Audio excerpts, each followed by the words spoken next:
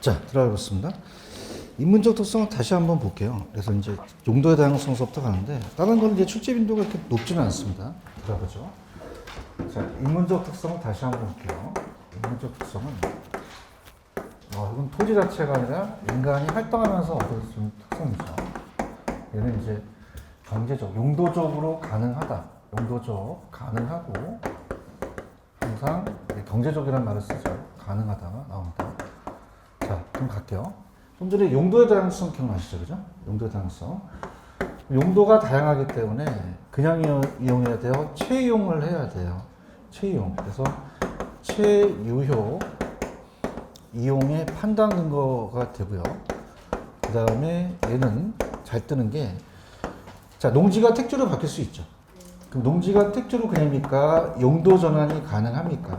가능하죠. 그래서 시험 문제가 용도 전환은 전환이 가능하다는 거는 용도의 다양성 때문이죠. 그죠? 그럼 이거는 물리적 공급이에요? 용도적 공급이에요? 용도적 공급은 불가능하다, 가능하다. 경제적 공급. 그 다음에 그 토지가 어떻게 돼요? 공급곡선이 가능하다는 건 그냥요 우상향이에요. 우상향하죠. 그래서 우상향한다. 요것만 가져가시고 다른 것들은 거의 출제가 안 돼요. 그래서 세 번째는 그냥 참고적으로 아까 제가 가격 다운서리라고 했어요. 원래는 가치의 다운서리라고 했어요. 그러면 어떻게 돼요? 가치가 달라질 수 있죠. 용도를 다양하게 되면 또 가치가 다운서리라는 게 만들어질 수 있고요. 그 다음에 이제 용도 한 번 이용하면 또 다른 걸로 바뀔 수가 없으니까 부동산 결정에 대한 비가역성이라는 걸 나타내는데, 자, 밑에 보시면 병합 분할의 가능성이라는 게 있나요? 제가 그것도 이제 찍어드리는데, 자, 할게요. 이거 가기 전에 아까 적지론이라는 게 있었죠. 넘겨보세요. 박스에 가시면은 58페이지로 한번 가보세요. 잘 나오는 부분은 아닌데 58페이지 보시면 참고란이라는 단어가 있나요? 자, 물리적 대체는 안 돼요. 근데 경제적, 용도적 대체는 인접성 때문에 가능하고, 물리적 공급은 안 되는데 부정성 때문에, 경제적 공급은 용도의 다양성 때문에 가능하죠. 따라보세요. 입지론, 적지론, 협의 입지가 입지론이고 강의 입지론이 적지론인데 그냥 참고만 하고 보세요. 자, 입지론과 적지론은 달라요. 입지론은, 자, 적지론하고는 다릅니다. 그래서 제가 아마 처음 할 텐데, 입지론은, 자, 따라해보세요. 주어진 용도. 그 용도가 안 주어졌어요? 주어졌어요? 주어졌죠. 주어진 용도에다가 내가 어떠한 부지에다 하지? 라는 겁니다. 부지를 선정해요. 부지 선정. 자, 그럼 가만히 있어야 돼요? 임장 활동하러 다녀야 돼요? 자, 따라서 위치의 고정성. 부동성이라는 거 기억나시죠? 그래서 이거는 임장 활동을 해야 되기 때문에, 임장 활동하기 때문에, 자, 따라합니다. 부동성. 그럼 입지론이라는 건 어떤 성과 관련이 되겠어요? 부동성 때문에 입지를 정해야겠죠? 그런가요? 근데 아까 적지론은, 자, 따라서 주어진 부지. 용도가 주어졌어요? 부지가 주어졌어요? 제가 여기 앞에다 땅을 샀죠? 그럼 어떤 용도로 쓰지라는 거죠. 어떤 용도로 사용하지. 그럼 어떤 용도로 쓰지라는 건 용도를 선정한다는 거죠. 용도 선정. 자, 가만히 있어야 돼요? 채이용을 해야 돼요. 용도를 정하려면 용도가 정해져 있어요? 용도가 다양해요. 다양하죠. 그래서 가볼게요. 자, 입지론이 나오면 그냥입니까? 부동성이 나와야 되니까. 위치 고정성이 부동성이죠. 적지론이 나오면 이거는 뭐와 관련이 되겠어요? 용도의 다양성. 시험 문제 잘 안 나옵니다. 볼게요. 자, 따라서 입지론. 비읍 들어갔죠? 용도의 다양성이 비읍 들어갔어요? 부동성이 비읍 들어갔어요? 자, 따라서 적용한다. 그 토지가 어떤 걸로 적용한다. 그럼 적지론은 무슨 성? 용도의 다양성이라는 거죠. 이거 이해하셨죠? 그죠? 이렇게 정리를 해두시고, 아마 입지 파트에 나오면 그냥 안 해버립니다. 여기서 그냥 가져가세요. 거의 출제는 안 된다는 거. 57페이지로 가보세요. 57페이지로 가시면 병합 분할의 가능성이라는 단어가 있나요? 자, 이것도 제가 찍어드린 거 위주로 가는데, 토지를 합필한다, 분필한다는 얘기 많이 들어보시죠? 병합하고 분할할 수도 있다는 거죠. 병합 분할의 가능성인데, 자, 토지를 병합한다, 분할한다는 것은 토지가 그런 거예요? 인간이 그러는 거예요? 그럼 물리적인 특성이에요? 얘는 인문적이에요. 인위적이다. 이렇게 나왔고, 그 다음에 아까 제가 공시법 시간에 지적이라는 단어 아시죠? 그럼 일정한 합필하려면 지적 절차를 거쳐야겠죠?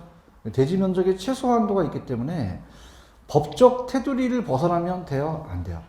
그럼 일정 지적 절차의 토지 면적을 분할하기 때문에 법적 범위 한도 내에서만 가는 거죠. 아시겠습니까? 파생 특징에서 제가 찍어줄게. 용도의 다양성을 지원한다는 단어가 나오나요? 이거 잡으세요.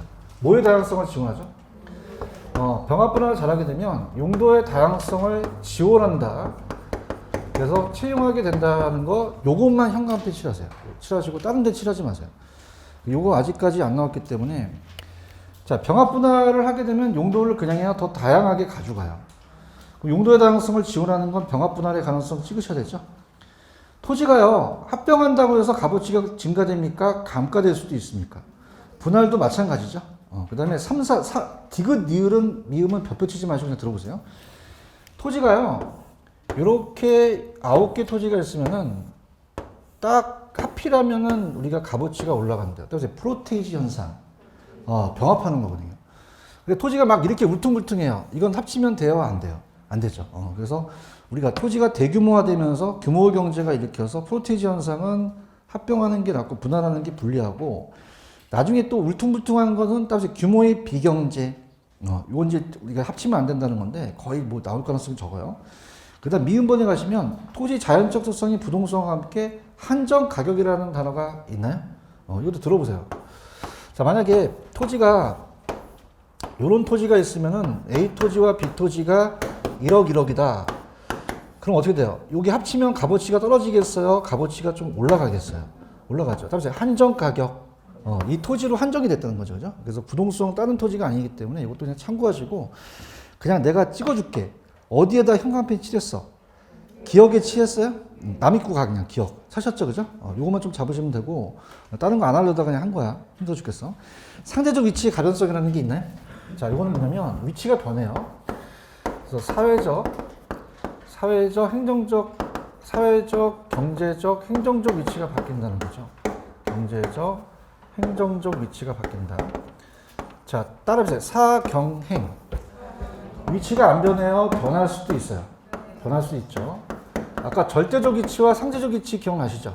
그래서 우리가 29번지가 아파트인데 30번지가 공원이 들었으면은 그럽니까? 요 값어치가 올라갑니까?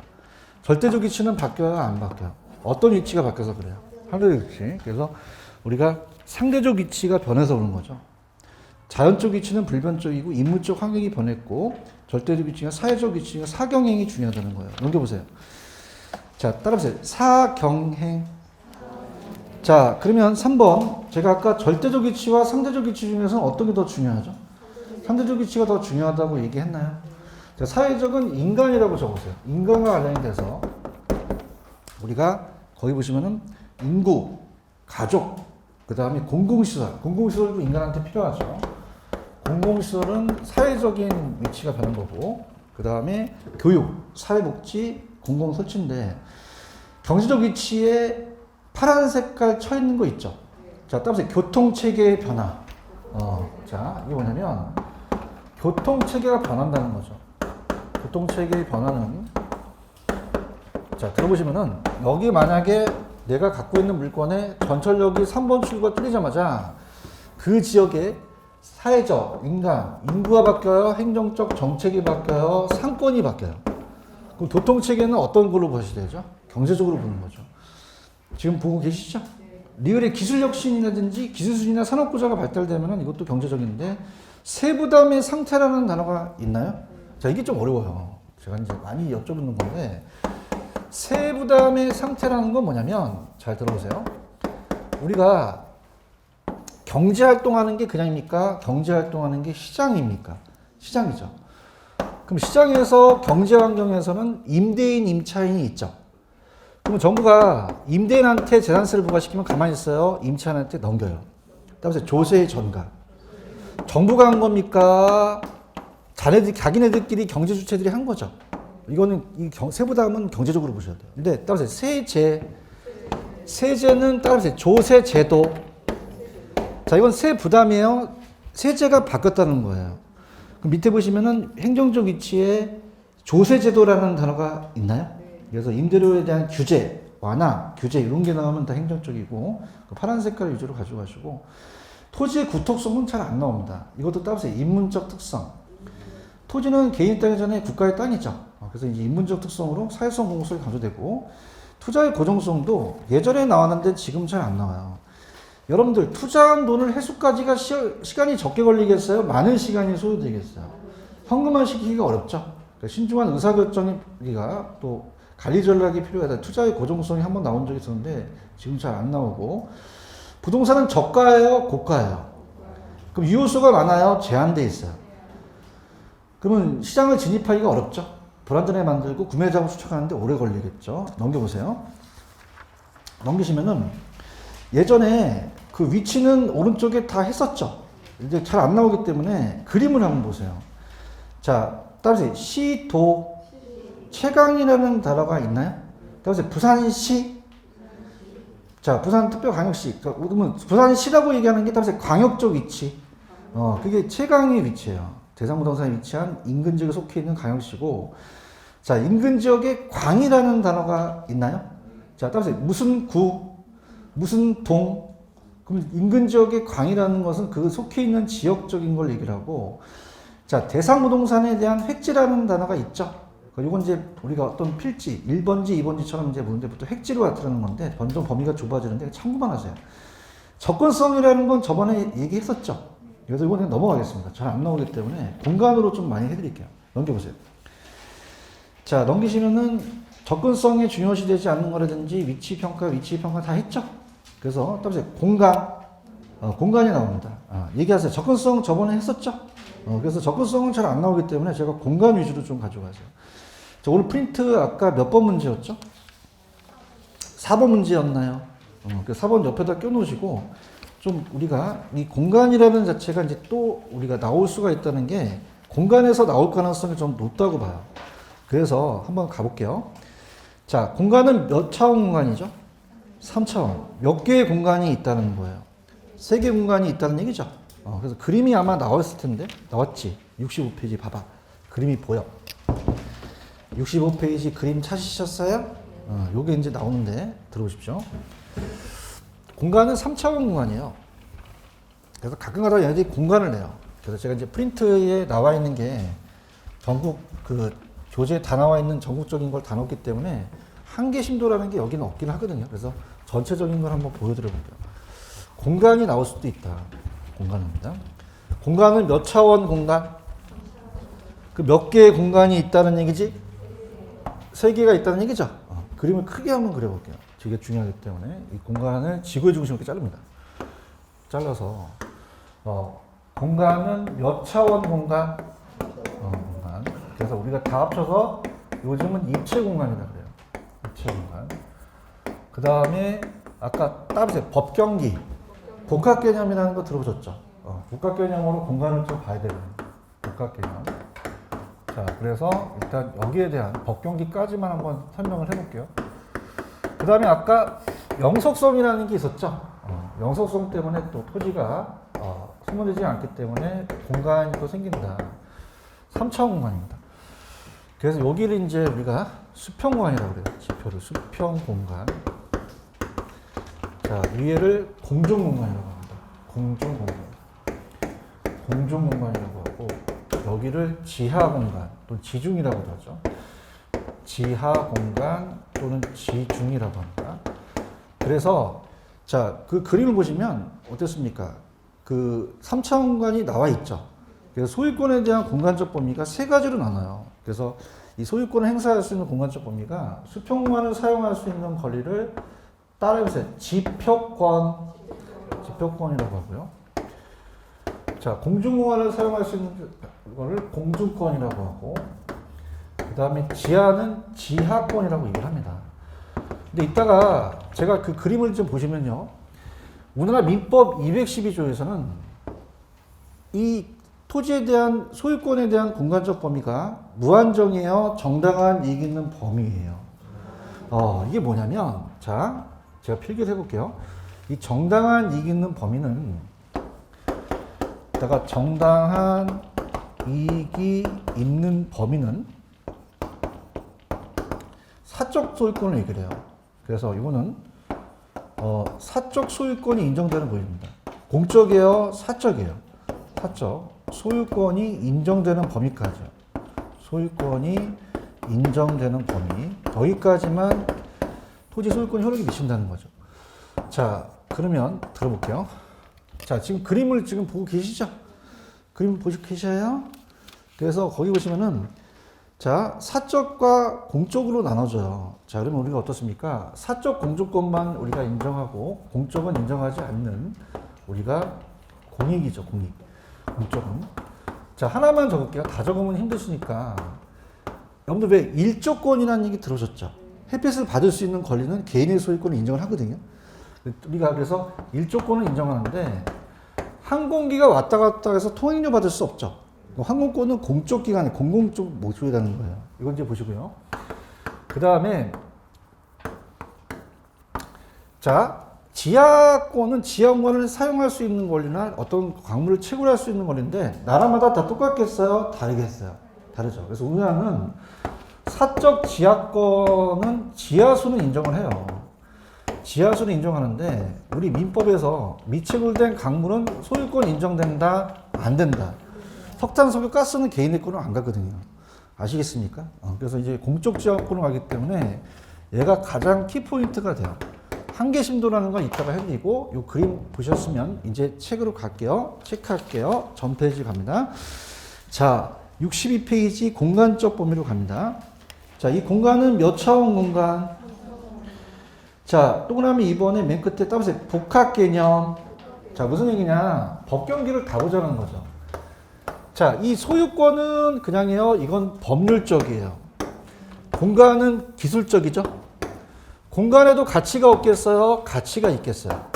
있으면 경제적이라는 거죠. 따라서 복합 개념 다 보자는 거고, 그 다음에 4번의 공간은 영속성과 밀접한 관련이 있다고 나와 있죠. 그 다음에 갈게. 소유권의 공간적 범위 가자. 자, 미수 쳐봐. 민법. 토지 소유권은 그냥이요. 정당한 이익 있는 범위예요.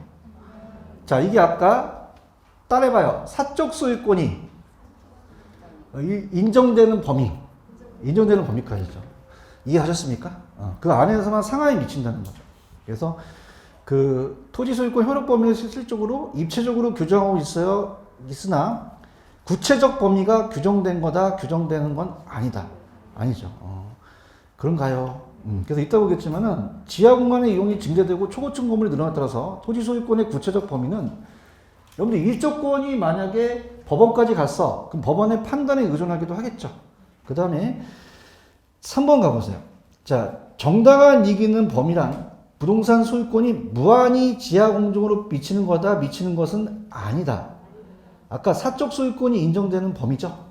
사회 통념이나 용도에 따라 그 범위가 결정된다는 얘기예요. 자, 그러면 지표권이라는 단어가 있나요? 자, 지표권은 어떤 공간을 이용할 수 있는 권리였어요? 수평 공간이죠.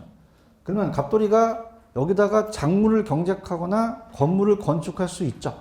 그래서 독립적 배타적으로 이용할 수 있는 권리로서 지표권이고, 그 다음에 인접되어 있는 다인 토지의 권리를 침해할 수 있으므로 건폐율 등 공적 제한의 지표권을 제한할 수 있는데, 물에 관한 권리라는 게 있나요? 자, 이게 처음 나왔어요. 자, 따라서 물에 관한 권리는 지표권에 포함된다. 그럼 지표권이라는 거에 물에 관한 권리가 들어간다는 거죠. 무슨 말씀인지 아시겠습니까? 물에 관한 권리는 지하권에 속한다, 지표권에 속한다. 그게 나왔었어요. 감자평가 시험에. 물에 관한 권리는 지표권에 들어갑니다. 자, 그러면 아직까지 우리가 출제가 잘 안 됐기 때문에, 자, 따라서 유역주의, 선형주의라는 단어가 있나요? 개념만 잡으세요, 개념만. 개념만. 자, 그래서 역사상 처음 나왔기 때문에 개념만 잡으세요. 자, 유역주의라는 건 뭐냐면 수변지역은 물이 부족해요. 건조지역보다 물이 풍부해요. 그럼 서로 골고루 나눠 먹어야겠죠? 그래서 우리가 유역지 소유권자라는 것은, 유역지 소유권자는 우리가 여기 하천 주변에 있는 것을 유역지라고 해요. 그럼 갑돌이, 을돌이가 혼자 먹어야 돼요? 골고루 나눠 먹어야 돼요? 나눠 먹고, 여러분들 사막 같은 데는 물이, 건조지역은 물이 풍부해요? 물이 부족해요? 자, 그래서 따보세요. 선착순, 먼저 먼저 사용한 사람이 이용하면 다른 사람이 이용한다는 거죠. 그런가요? 그럼 우리나라는 민법에 의해서 원래는 실현주의는 아니지만 우리나라 민법에 의해서 유역주의를 가요. 자, 따라서 우리나라 유역주의, 우리나라의 이응들하고 유역주의 이응 들어갔죠? 그 우리나라 무슨 주의? 그 유역주의는 그냥요 골고루라는 걸 찾으셔야 돼요. 찾아보세요. 있나요? 선용은 그냥입니까? 먼저입니까? 다른 사람이 사용할 수 있죠. 건조주의입니다. 근데 우리나라는 무슨 주의? 물에 관한 권리는 지하권 내용이에요. 지표권에 포함돼요. 지표권에 포함된다. 넘겨보세요. 넘기시면 지하권이라는 단어가 있나요? 토지 소유권자가 정당한 이익인 범위 내에서 아까 사적 소유권, 지하의 토지를 이용할 수 있는 권리인데, 자, 나라마다 다 똑같을까요? 다를까요? 지하 매장물 중 지하수 안반 등은 우리나라는 이제 지하권을 이제 인정하는데, 미체부된 강물은 강화권의 개체로 보아 지하권을 인정한다, 우리나라는 인정하지 않아요. 이해 가셨습니까? 그 다음에, 자, 여기가 이제 설명이 안 나왔는데, 자, 따라보세요. 한계심도. 한계심도라는 건 뭐냐면, 자, 들어보세요. 한계심도는 우리가 서울에는 서울 지하철 공사가 있듯이 부산에도 공사가 있죠. 그럼 지하철 공사가 땅을 파면은 우리가 보상을 해줘야 된단 말이에요. 이걸 따라서 한계 심도. 그럼 한계 심도 이내는 보상을 해줘요. 따라서 이내. 그럼 한계 심도 이내라는 건 그 위에 있는 토지죠. 보상을 해주고 아래는 안 해줘도 되거든요. 그래서 이따 이거는 제가 참고적으로 볼 거고, 그 다음에 공중권이라는 단어가 있나요? 공중권은 그냥입니까? 공중공간입니까? 타인에 방해받지 않고 일정 고도까지 포괄적으로 이용 관리할 수 있는 권리로서 구체적으로 정해진 원칙은 없으나 소유권자의 이용을 합리적으로 예측할 수 있는 정도의 높이로서 추상적 기준이거든요. 그럼 아까 일조권은 공적이겠어요? 일조권은 사적이겠어요? 그럼 개인적으로 이용 관리할 수 있는 권리죠? 근데 아까 항공기가 통행하거나 항공권이나 접항권은 사적입니까? 이건 공적입니까? 공적이 들어가요. 공공기관이 공정한 공유목적은 공적에 들어가니까 이건 공적이라고 하셔야 되죠? 그런가요? 그 다음에 공간활동은 우리가 이제 중심지에서 외곽으로 가면 뻗어나가니까 수평공간이 확대돼요. 따라서 직주분리, 직장과 주거지가 분리될 수 있죠? 그래서 외곽으로 나가는 거고, 공중공간을 활용하게 되는 건 어떻게 돼요? 위로 올릴 수 있죠? 수직공간이 또 확대되면 또 들어오니까 지조접근 현상이 나타나겠죠. 체크하셨습니까? 그 다음에 니은번에 덧붙여 보세요. 자, TDR과 용적률 인센티브 제도라는 게 있나? 근데 거기 옆에다가 구분지상권이라고 한번 적어보세요. 이게 나왔었거든요. 구분지상권. 여러분들 민법에서 구분지상권이라는 얘기 배우셨죠? 그냥요 지상권을 계약할 수 있죠? 용의권에. 그럼 지상권을 설정할 수 있단 말이에요. 구분지상권. 자, 그럼 이게, 자, 여러분들 봐봐. 이 갑돌이의 건물 위에 강고탑 같은 거 설치할 수 있죠. 얘기해봐요. 그럼 그냥입니까? 공중공간도 가능합니까? 공중공간에 계약을 맺을 수 있는 거죠. 그래요? 그 다음에 국가가 사유지 지하의 일부를 사용하기 위해서 구분지상권 설정할 수 없다, 설정할 수도 있다. 있잖아요. 지하실을 위해서. 맞죠? 그럼 필기해보세요. 그럼 구분지상권은, 자, 두 가지가 다 돼요. 그럼 구분지상권은, 자, 공간에 대한 활용인데요. 이 구분지상권을 설정한다는 것은 공중만 됩니까? 지하도 됩니까? 다 되죠. 이게 다음 넘어가요. 그럼 얘는 두 가지 다 나와도 되겠죠? 공중공간과 지하가 다 나와도 돼요. 공중공간과 지하공간 다 나와도 되는데, 자, 따라해보세요. 용적률 인센티브. 그런 단어가 있나요? 자, 용적률을 인센티브 준다는 거예요. 자, 우리 그 공법 시간에 용적률은 건물을 올릴 수 있는 거잖아요. 만약에 얘한테 10층까지 제한을 했는데 얘가 더 짓고 싶어요. 그럼 공원 하나 만들어 너한테 인센티브 줄게. 그러는 거예요. 얘기 좀 해봐요. 여러분 재건축이라는 거 아시죠? 재건축이 있으면 그냥 조합이 있어요. 뭐 기부 체납한다는 거 아시죠? 그래서 땅에 제한을 했는데 만약에 뭐 잠실이라든지 뭐 압구정 같은 재건축을 할 때 용적률을 더 줄 수 있다는 얘기야. 근데 뭐냐면 임대 아파트 같은 걸 또 만들 수도 있잖아요. 그럼 용적률 인센티브 제도라는 거는 지하입니까? 이건 공중입니까? 공중이에요. 얘기 좀 해주세요. 지하다, 공중이다? 용적률은 지하 공간에 삽입되지 않죠? 그럼 지하라고 해야 돼요? 이건 공중공간이라고 해요. 공중공간이고. TDR은 우리가 개발권 양도제도는 제가 용적률을 사고 파는 거였죠? 그럼 지하다, 공중이다? 공중인데, 자, 이 책엔 없지만 아까 한계심도라는 거 기억나시죠?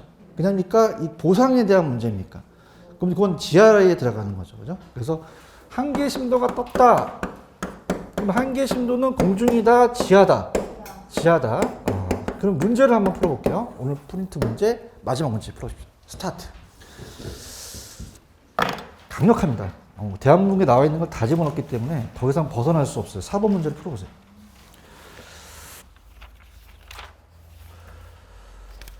자, 1번은 왜 틀었을까요? 자, 합니다. 1조건 아시죠?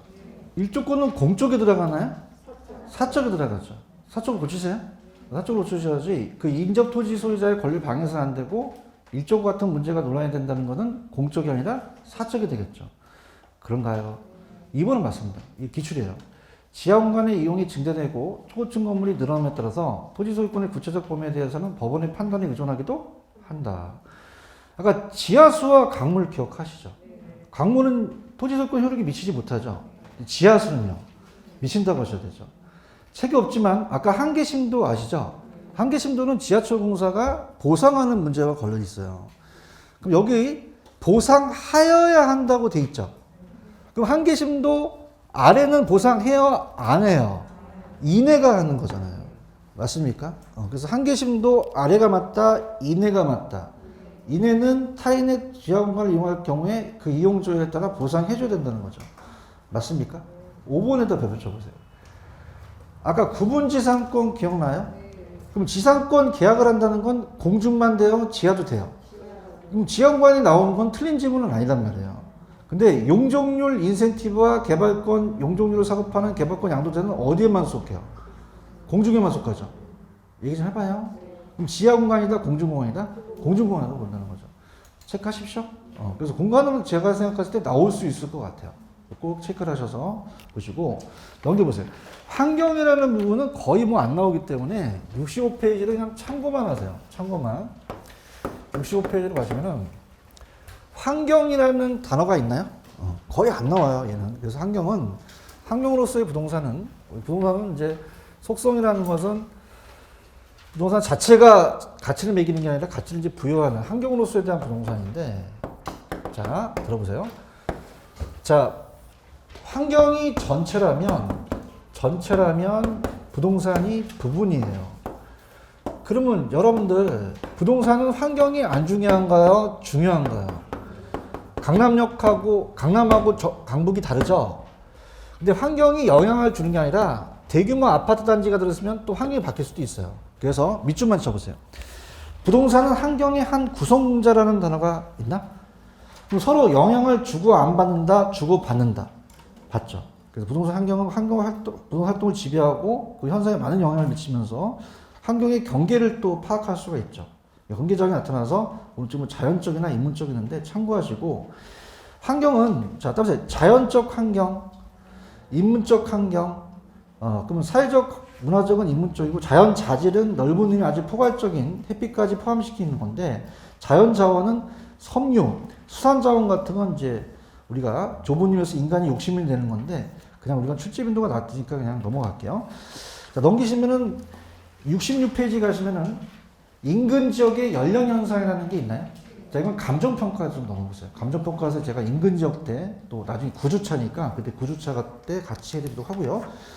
69페이지는 했습니다. 자, 그럼 갈게요. 경제 쪽 우리 수요공급으로 들어가도록 하겠습니다. 수요공급이 중요하기 때문에 좀 미리 빼겠습니다. 89페이지로 가죠. 89페이지로 가셔서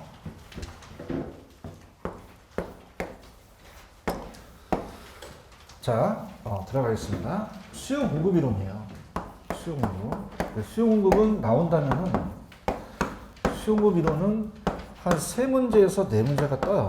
그래서 수요에 대한 개념을 이제 보고, 자, 따라해보세요. 유량저량 들어보셨죠? 그래서 오늘 이제 마지막 문제가 제가 기출에 나왔던 걸 다 집어넣어놨거든요. 그것만 마스터하시면 유량저량 갈 수가 있는데, 자, 우리 수요에 대한 개념을 다시 한번 잡아볼게요. 자, 수요는 사는 쪽이에요? 수요는 파는 쪽이에요? 사는 쪽이죠. 그래서 수요라는 개념으로 갑니다. 수요란, 자, 우리 이제 복습하는 거로 갈게요. 소비자가 갑순이가 사과를 100개 먹어요. 많이 먹어요? 적게 먹어요? 기간에 따라 달라요. 그러면 저량을 명시해야 돼요? 유량 개념을 명시해야 돼요. 유량. 그래서 일정 시점이다, 일정 기간이다. 일정 기간 동안이고. 그래서 우리가 유량이라는 것을 꼭 명시하라고 그래요. 저량도 있지만 저량이 아니라 일반적으로 다 유량입니다. 유량이고. 자, 갑이라는 건설회사가 아파트를 팔려고 할 때, 수요 분석을 할 때 판매된 게 중요합니까? 아직 구매한 게 중요합니까? 구매했어요? 구매는 아직 안 했어요. 구매한 게 중요해요? 구매하고자 하는 게 중요해요? 하고자 하는. 자, 아직은 구매했다, 아직은 안 했다. 구매한 건 자기 수요에 안 들어가죠? 그래서 우리가 살 의사를 얘기하기 때문에. 자, 이건 따라해보세요. 사전적. 일이 생기기 전이죠. 사후적이라고 하면 안 돼요. 사후적이라고 하면 된다, 안 된다. 살 의사만 있어야 돼요. 능력도 있어야 돼요. 욕구를 갖춰야 되죠. 이게 이제 구매력이거든요. 구매력을 갖춘다. 이 구매력이 따라서 유효 수요. 자, 그냥 수요야 돼요. 유효 수요야 돼요. 유효 수요. 잠재 수요를 얘기하는 게 아니죠. 잠재 수요를 얘기하는 게 아니라 유효 수요로서 실질적으로 살 능력도 갖춰야 됩니다. 근데 잠재 수요는 살 능력은 없는 거죠. 자, 그래서 우리가 가볼게요. 자, 갑니다. 시작할게요. 수요란 일정 시점, 일정 기간. 저량이어야 돼요? 유량이어야 돼요? 구입했어요? 구입하고자 하는 이에요. 욕구를 얘기하죠. 그래서 부동산 수요량을 양은 수요량이고, 그 2번 부동산 수요량은 일정 기간 동안에 발생하는 무슨 양이다? 유량. 사셨죠? 자, 그 다음에 구입했어요? 구입하고자 하는 양이에요. 사후적, 사전적. 이미 구입한 양인 사후적 개념이 아니죠. 부동산 수요량, 구매할 의사와 구매 능력을 수반한 무슨 수요야 된다. 자, 그러면 여기에는 자, 자신이 가지고 있는 현금만 들어갑니까? 차익 능력도 들어갑니까? 융자금도 포함되죠. 그러니까 정부가 이제 LTV라는 얘기 들어보셨잖아요. LTV를 더 확대시키면 그됩니까? 더 많이 빌려줄 수 있습니까? 유효 수요가 더 늘어날 수 있다는 거죠. 고가품이기 때문에 유효 수요를 중시한다. 그 다음에 유효 수요란 사고자 하는 욕구가 가처분 소득이라는 것을 경우만 의미하는 것이 아니라 그냥입니까? 차익 능력도 들어갑니까? 융자금도 포함되죠. 이해 가셨나? 근데 중요한 거는 수요나 공급이나 다 최대량은 맞아요. 근데 수요자는요, 그냥입니까? 싸게 살려고 합니까? 그러면 따라서 최고 가격 찾으셨어요? 그래서 얼마까지 정해놓고 그 이상은 못 주겠다는 거죠. 맞나요? 그 다음에 자, 우리 공급자는 그냥요 비싸게 팔려고 그래요. 그럼 생산비는 건져야겠죠? 그래서 공급자는 따라서 최소 가격 요 밑으로는 내가 못 판다는 거죠. 얼마 이상은 달라는 얘기예요. 그럼 우리가 수요자는 원하는 가격이 무슨 가격이고요? 최고. 공급자는요? 최소. 생산비를 건져야 되니까 그 최소 가격으로 더 얼마 이상 더 받고 싶다는 거죠. 아시겠죠? 그죠? 이게 좀 어려울 수가 있고요. 근데 본격적으로 가볼게요. 넘겨보세요. 넘기시면은 유량과 저량이라는 단어가 있나요? 유량, 저량이 좀 어려워요. 그래서 이제 여기는 그 예제가 좀 많이 나오질 않았습니다. 그죠? 그래서 제가 이제 오늘 5번 문제를 한번 보세요. 5번 문제. 옆에다 껴놓으세요. 지금 5번 문제는 보고 계십니까? 그래서 기출문제를 다 집어넣었어요. 그죠? 그래서 다 나왔다. 그럼 여기서 유량, 저량을 고르시는 게 장땡이에요. 찾으셨죠? 그죠? 그래서 책에 빠진 게 있기 때문에 이제 들어가는데. 자, 아까 갑순이가 100개를 먹어요. 사과를. 많이 먹어요? 적게 먹어요? 기간에 따라 틀려요. 그러면 이게 일정 기간이냐, 일정 시점에 따라서 양이 틀릴 수가 있거든요. 그래서 이제 요거는 어차피 제가 다 집어넣었기 때문에 여기 그것만 보시면 이제, 그러니까 나중에 이제 시험 날짜 전에 요 5번 문제만 보고 들어가면 돼요. 그죠? 유량, 저량 요거에서 다 나오는데 약간 작년에 넓혀진 게 있거든요. 그래서 그것까지도 말씀을 드리면 자, 일단은 야매가 아니라 먼저 1호부터 갈게요. 유량은 그냥입니까? 일정 기간입니까? 기간이죠, 그죠? 그래서 일정 기간을 명시하라는 거예요. 사과를 많이 먹는, 자, 100개를 먹어요? 많이 먹어요? 적게 먹어요? 기간에 따라 틀려요. 그럼 유량에 대한 걸로 명시하라는 그 얘기예요. 경제학에서. 유량은 일정 시점이다, 일정 기간이다. 기간이에요. 자, 그럼 기간이 있다는 건 물이 흐르죠. 강물이 흐르기 때문에 스톡입니까? 플로우입니까? 플로우. 저량은 어떻게 돼요? 저수지할 때 저자는 고요 있는 거죠. 그래서 저량을 얘기를 합니다. 저량을 얘기하고. 그래서 이건 일정 기간입니까? 일정 시점입니까? 시점이에요. 그래서 영어도 나왔어요. 스탁이라고 나오는데, 스탁. 자, 그럼 가볼게요. 여러분들 이해하실 만한 걸 이제 가겠습니다. 소득이 잘 나와요, 소득. 자, 따라서 소득, 임금, 급여, 다 똑같은 얘기죠. 우리가 소비한다는 것도 똑같거든요. 그죠? 이것들. 우리가 뭐 소비한다, 소득, 내가 이런 것들. 자, 그러면은 갑돌이가 1,000만 원을 이제 와이프한테 벌어다 줘요. 만약에 우리가 만약에 이 1,000만 원을 연 1,000만 원 갖다 주면은 별로 안 좋아하고 월 1,000만 원 갖다 주면 그냥요 좋아해요. 하루에 1,000만 원 갖다 주면 어떻게 돼요? 쓰러져요. 그죠? 그 따라서 기간에 따라 다르다. 그죠? 그러니까 돈이 들어오고 나가면 다 유량이라는 얘기예요. 이해하셨습니까? 근데 자산이라는 건 어떻게 돼요? 자산은 그냥요 지금 현재 자산이에요. 현재 축적된 걸 얘기를 하죠. 그런가요? 자산이고 그 다음에 그러니까 이런 거예요. 생각이 안 나시면은 자, 일단은 제가 이렇게 한번 해볼게요. 만약에 여러분들이 지금 가셔서 욕조에다가 물을 받고 있다는 이 물의 양이 흐르는 양은 무슨 양일까요? 유량이에요. 대답 좀 해보세요. 그럼 여러분들이 물을 틀어놨다가 잠깐 어디 갔다 오면 물이 넘칠 수도 있죠. 그냥입니까? 일정 기간입니까? 일정 기간 동안 유량에 대한 흐름을 나타내는 거죠. 맞나요? 근데 딱 수도꼭지를 잠갔어요. 그럼 잠그면 그냥입니까? 이게 물이 좀 오래됐습니까? 그럼 저량이라는 거예요. 이해해야 되는데? 이해했어요? 그 다음에 물을 빼면 그냥입니까? 물이 나갑니까? 나가면 또 한 몇 분 정도 걸릴 수 있잖아요. 맞나? 그럼 우리가 들어오고 나가는 건 따라서 유량이다. 자, 내가 1,000만 원 벌었어요. 많이 벌었어요. 기간에 따라 틀려요. 내가 이자 비용이 1,000만 원 나갔어요. 그냥입니까? 기간에 따라 틀립니까? 들어오고 나온 거 다 유량이라는 거죠. 아시겠습니까?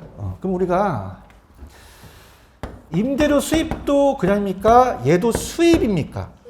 그럼 이것도 그냥요 기간에 따라 틀려요.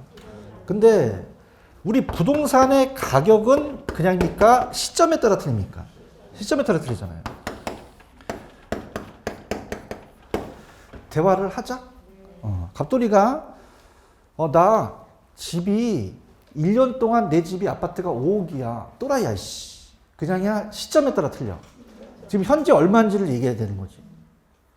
내가 잘못 얘기했나? 아시겠어요? 그럼 가치나 가격은 그냥입니까? 현재를 얘기해야 됩니까? 현재 얼마냐를 얘기하는 거죠. 아시겠죠? 그 다음에 지대 수입, 토지의 임대료, 임대료예요. 지대 수입.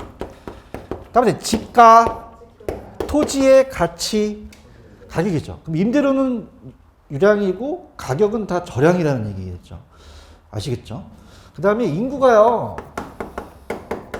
지금 시계를 보세요. 지금 애냐 태어나고 있죠. 그럼 그냥이야 이것도 시점에 따라 달라. 시점에 따라 인구량이 늘어날 수 있죠. 나만 신났나 봐. 알겠어. 그 다음에 자 이게 좀 어렵게 나왔어요. 단기 순이익. 자 단기 기간 그럼 1년 동안의 순수익을 따지는 게 단기 순수익이에요. 그런가요? 그 다음에 주택 거래량이 갑돌이가 자기 지역에서 이 거래량이 지금 현재 100채가 거래됐대요. 현재라고 하셔야 돼요? 기간이 중요합니까? 그러면 한 달이냐 1년이냐가 중요하죠. 그래서 아파트 생산량이나 이렇게 가는 거고 다 나왔어 이제. 그 다음에 중요한 거는 아까 물이 이게 새 걸로 흐르는 양은 그냥요 새 거예요. 유량이죠. 근데 물이 이렇게 고여갖고 누렇게 뜬 거는 저량이잖아요. 그죠? 그 오래된 건 저량이고 이제 신규 들어온 건 유량이란 말이에요. 그럼 만약에 A 지역에 2019년 만약에 1월 1일 날 100채가 현재 존재한대요. 얘기해 보세요. 그냥입니까? 기존 주택입니까? 그럼 신규예요? 재고예요? 그럼 일정 시점에 놓여 있는 거죠? 그러면 재고라는 자체는 그냥입니까? 이거는 일정 시점입니까? 현재 존재하는 거잖아요. 그런가요? 그러면 이건 그냥입니까? 시점입니까? 그럼 일정 시점을 나타내는 이 재고는 그냥이요 주택 절량이에요. 절량에 대한 공급량이 되겠죠. 오케이? 근데 봐봐. 자, 간다. 자, 그 지역이 만약에 2019년 12월 31일 날 만약에 150채가 됐대요. 그럼 그냥입니까? 50채가 지어졌습니까? 지어졌잖아요. 얘기 좀 해봐요. 그러면 이걸 더하면 돼요? 안 돼요? 안 되죠. 50채는 신규로 들어오게 된 거죠. 그런가요? 그럼 50채는 그냥이요 신규예요. 그냥이요 1년 동안이에요. 그러면 유량이에요? 저량이에요? 유량. 새 거죠? 그러면 신규주택은 저량이다, 유량이다. 주택 유량의 공급량이 되겠죠. 이해 갔나? 그래서 이 재고가 나왔어요. 재고. 그 다음에 요게 이제 신규 주택이 나오죠. 여기까지 가시겠죠? 근데 이제 제가 얘기했잖아요. 아마 기억나실 분 기억나실 거예요. 자, 따라서 재고, 자산, 가치, 인구, 요 네 가지만 암기를 하시라 그랬잖아요. 기억하십니까? 그래서 밑에 보시면은 중요 기출문제라는 단어가 있나요? 그래서 어떤 게 있었어요? 따라서 재고, 자산, 인구만 절량이라고 냈다 시험에 나왔거든요. 그럼 너무 많이 힘들까봐 좌측에 절량을 몰아놨어요. 그런가요? 그 오른쪽 임대료 수입, 임금, 신규주택은 유량이 되겠죠? 그럼 절량은 3개가 되잖아요. 얘기해 보세요. 자, 그러면 이제 책을 볼게요. 책을 보시면 책 지금 찾으셨습니까? 갑니다. 자, 유량, 따라서 플로우. 자, 여러분 어떨까? 자, 따라서 절량, 시점. 그럼 절량 나오면 기간이에요? 시점이에요? 시점이잖아요. 그렇죠. 그래서 일정 기간 동안은 기존 양이 아니고 새롭게 만들어진 양, 일정 기간 동안 유량과 일정 기간의 유량은 더하는 거죠. 근데 절량은 그냥입니까? 쌓여진 양입니까? 일정 시점에서 누적돼 쌓여진 거죠. 기존 양이 이미 모두 더해졌기 때문에 일정 시점의 절량과 일정 시점의 절량을 더하기는 불가능하죠. 그런가요? 자, 신규주택은 어떻죠? 2019년에 만채, 2020은 그냥요 더해도 돼요. 그러면 2만 채가 2년 동안 신규로 들어온 거죠? 근데 기존 주택은 더하면 돼요? 안 돼요? 시점마다 틀리잖아요. 거래량은 더해도 되죠? 유량이니까. 소득도 더해도 되죠? 근데 통화량이라는 단어가 있나요? 통화량이 작년에 나왔어요. 처음 나왔습니다. 별표 보세요. 그럼 통화량 2020년에 600조고 이미 2019년에 500조만큼 누적됐다는 건 뭐예요? 자, 이걸 합치면 돼요? 안 돼요? 그러면 1년 동안 몇 조 원이 더 늘어난 거예요? 100조 원이 신규로 들어가게 된 거죠. 알겠습니까? 그러면 통화량이라는 것은 통화량은 그냥요 이 통화량은 절량에 들어가요. 절량에 들어가죠. 맞습니까? 근데 중요한 거는 작년에 나온 게 자본이라는 게 나왔거든요. 자, 들어보세요. 부채는 타인 자본이고 자본은 자기 자본이라는 얘기 들어보셨죠? 그런가요? 자, 그러면은 갑니다. 여러분들 우리가 프로젝트 파이낸싱에 장부라는 게 있어요. 따라서 장부, 대차 대조표. 그러면 지금 현재 그 회사의 대차 대조표를 봐야 되죠. 그냥입니까? 지금 현재입니까? 현재 그 재무제표는 이건 또 현재를 나타낸다는 거죠. 아시겠습니까? 그래서 절량 위주로 좀 가져가세요. 절량이 시험 문제가 그래도 소수에 나왔거든요. 그래서 좌측에 팁을 보세요. 팁을 보시면 제자가 통부인이 된다. 찾으셨죠? 자, 자, 그러면은 저는 좀 다르게 할게요. 이건 또 그러니까 드릴게요. 제가 아시는 분이 이 수강생 제자분하고 결혼을 하셨어요. 결혼하셨는데 이 통화가 잘 통해요. 대화가 잘 통하면 그냥입니까? 통화량이 많습니까? 통화 많죠. 그래서 따라서 저는 제자가 부인입니다. 제자가 부인이 되셨어요.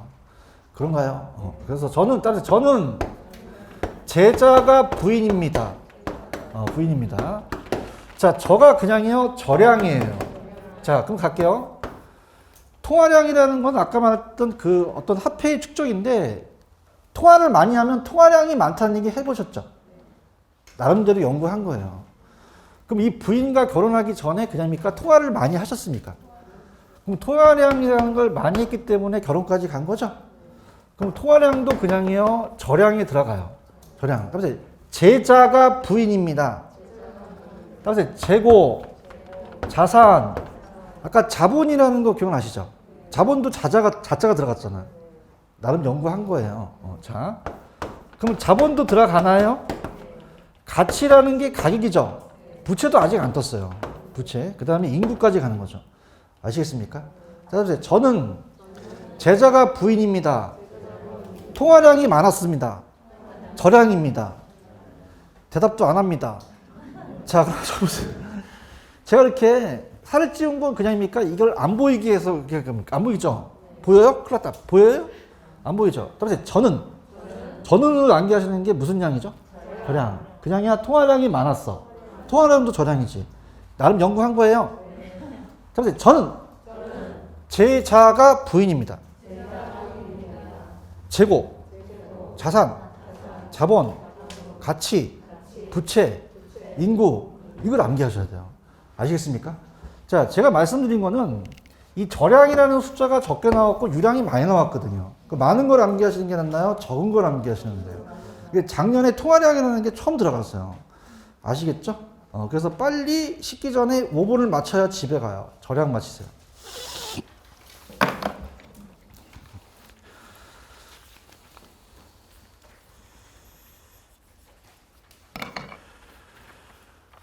밤샐 것 같아서. 자, 따라서 저는 제자가 부인입니다.